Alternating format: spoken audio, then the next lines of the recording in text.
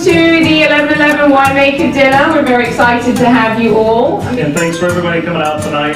My name is Fate. I am from Hill Family Estate, so you may have had our wines here before. I think Laura's introduced those to the club.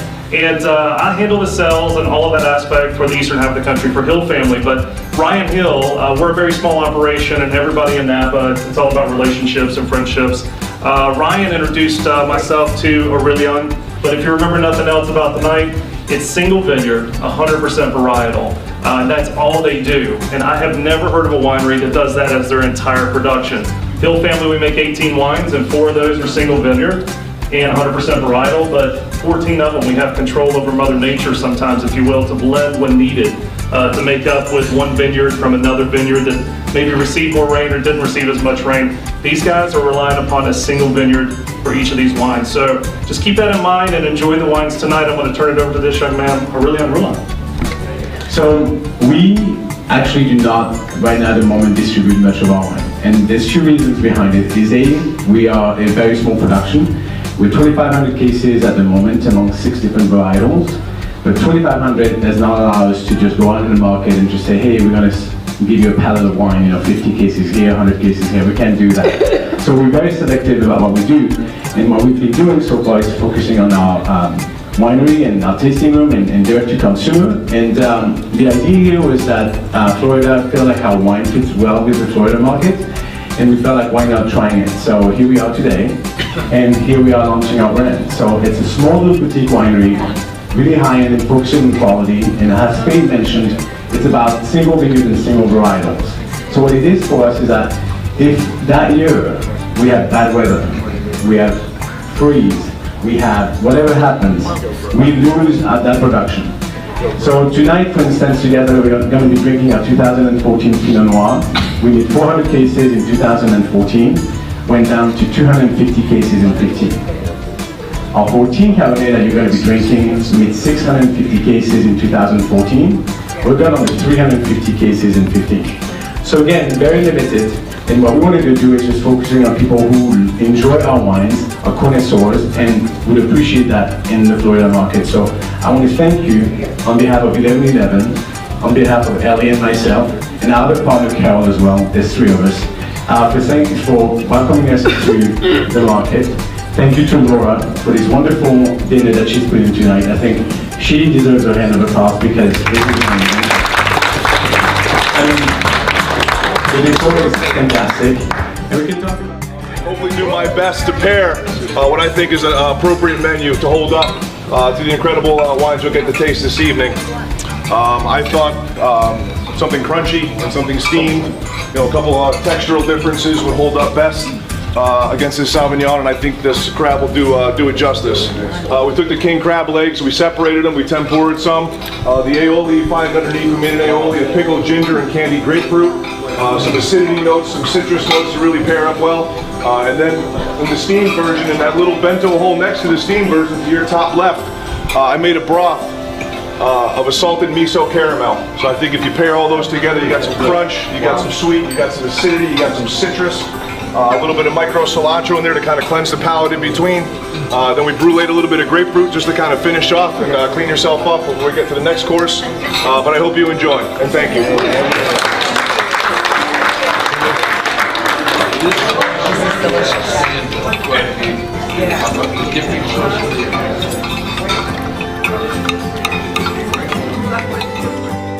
So what we did is we made a Panna Cotta, a nice cool, I'd say room temperature Panna Cotta out of Sunchokes, or also known as Jerusalem artichokes.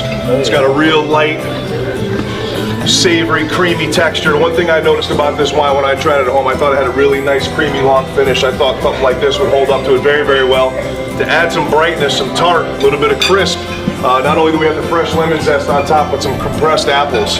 Made a simple syrup out of a homemade apple cider vinegar that we made, compressed them in a cryovac machine for a couple of days. Almost translucent, very tart, very crisp, kind of cut through the creaminess and the fat that Sunchoke Panna Cotta brings to the plate. Continue on that creamy feel. I thought the best seafood to go along with this would be a nice seared, crispy skin scallop. We put a nice render on both sides, kind of take some of the fat out of it, nice and medium rare. and creamy in the middle, and then took a step further and made a nice crema out of candied lemon and lemon preserve just to kind of hold it all together. I think it's a great dish. I think it pairs well with this wine, and I hope you enjoy it.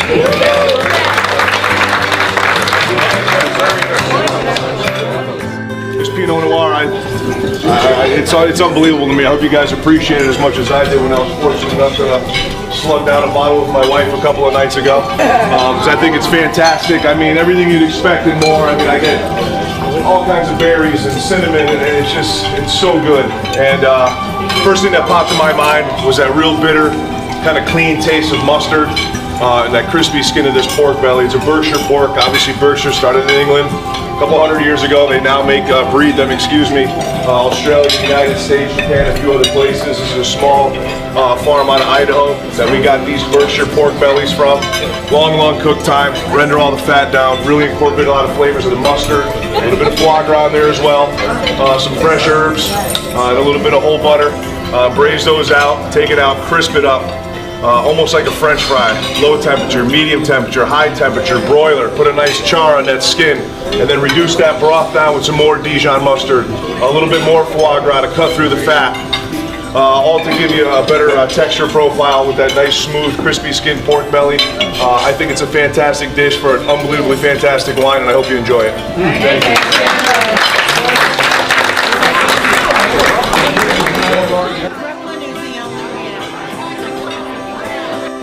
French onion soup, turn into a salad. Once again, hopefully you didn't have an expectation when you saw the words French and onion to be a bowl of heaping delicious beef broth with sherry and onions and bread and cheese. However, we incorporated all those flavors, the majority of those textures, and all those ingredients into a salad. Traditional, wine pairings and salad course. Wine dinners. There's always a cheese and/or salad course. There's Pinot Noir. To be screened Gruyere. This is a nice 18-month-old cave-aged Gruyere with a nice little grilled cheese out of some homemade brioche. Cooked it in a little Vermont creamery butter, give it some texture. And then those nice little beautiful heirloom onions that you have in front of you. Obviously we use beef broth to make French onion soup. We cooked them for a very long time at a very low temperature in beef fat. Give them a nice culture, cooked texture. Almost smearable. You can probably spread it on that bread if you'd like to. Last but not least, obviously the salad portion, we found some local greens. There's a company out of Boynton Beach called Nomad Farms, good friends of mine. They're really an upstart company putting together some really kick-ass vegetables and heirloom vegetables and greens, tomatoes. They specialize in edible flowers. They provided the lettuce that you see here in front of you. It is absolutely vibrant and delicious and fresh and crispy. We made a beef fat version or beef jus version of a French onion vinaigrette to dress that salad to really pull that French onion soup feel together. So taste, texture, flavors, maybe not as much heat as you would like in the French onion soup, but translated into a salad, I think goes beautifully with this Pinot Noir. I hope you enjoy it. I had a lot of fun putting it together the rest of my life.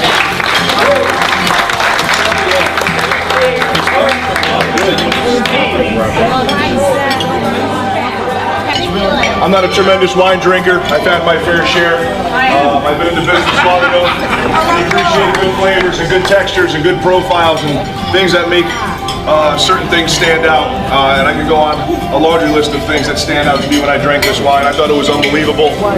Everything about it I thought was very impressive. I wanted to put something equally impressive up against it. So we've got some American Wagyu short ribs. They'll be cooked for about 72 hours sous vide. Wow. So I wanted to incorporate some of the mulling spices as well that I picked up when I drank this wine. It screams seasonal to me. Obviously we just got past the holiday season, but those mulling spices always scream Christmas and Thanksgiving to me, and I wanted to incorporate that in that dish as well with the spiced blackberries. Using the beef liquid and the blackberries to make a sauce for it. Like I said, very, very low and slow for a very long time. Then we actually kind of dried it out a little bit just to change the texture even one more. I didn't want this shredded, kind of overcooked short rib. I wanted to have a little bit of texture and chew to it as well. Really get to feel the flavors and the texture of that meat and the fat content that goes along with it. Potato he'll say it better, pave is really just an old school dauphinoise or a scallop potato. A gentleman that I've been lucky enough to have met and talked to, that Fate knows as well, named Thomas Keller, kind of coined this phrase, tomato pave. I'm not sure how it translates in French. I think it means brick or building block, if I'm not mistaken. Just to give it that texture, we fried it on the outside, it's molten in the middle. All it is potatoes, butter, salt and pepper, cooked a long time, recooked again in its own fat. I think it all comes together great with this cab, and I hope you enjoyed as much as I did. Thank you.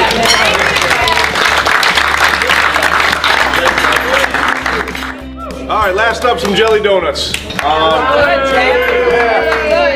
Very similar flavor profile that we put together with the shore rib. Obviously, we used a lot of muddling spices. We used a lot of that, cinnamon and mace and nutmeg and mustard seeds. The flavor, the filling for those yeast donuts, kind of firm on the outside.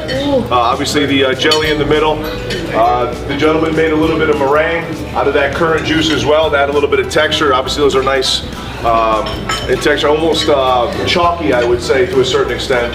The Valrhona chocolate we spoke about in the beginning of the evening, and then the pickled currants that you still see on the vine, just had a little pop and a little texture differential to that chewy donut, that smooth chocolate, and of course that creamy jelly filling. I think it pairs great with that cab just as well as the steak does. I think it's a beautiful culmination of an incredible set of wines that you guys are obviously had the pleasure of drinking this evening, as do I at this point. Oh yeah. To end my evening. I'd like to thank the gentlemen for giving us the opportunity to use their wines. To use it as a vehicle to have some fun and to be able to do this food that you guys have in front of you tonight. I've said it at every chef's table, I'll say it again. Your presence here shows tremendous support for myself and my staff, and I always appreciate to see the whole room all the time. And as always, you guys know, this doesn't even happen, never mind without me, but without some of the staff that helps throughout the course of the week to be able to put this together.